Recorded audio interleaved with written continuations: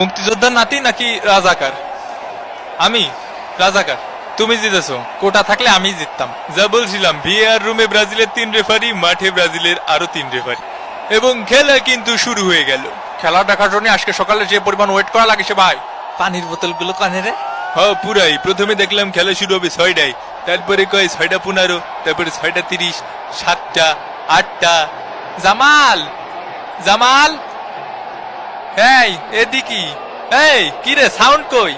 আন্দোলন হবে, আন্দোলন, জোরে সর সর। তো আপনারা দেখছেন আর্জেন্টিনা বনাম ব্রাজিল মহারণ। এবার কি করছেন? কলম্বিয়া। ওহো, দূর দূর হলুদ জার্সি তো।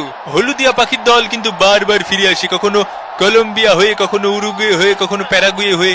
কলম্বিয়ার তো হৃদয় ব্রাজিল ভাই, বোঝেননি ব্যাপারটা? আজকে রেফারি শুনেছি অনেক কড়া, কাদা কাটা করে কোনো লাভ নেই, ফাউল দেবে না। আজকে শোরুম রেসলিং খেলা হবে বাটন ভাই। তা আবার বলতে।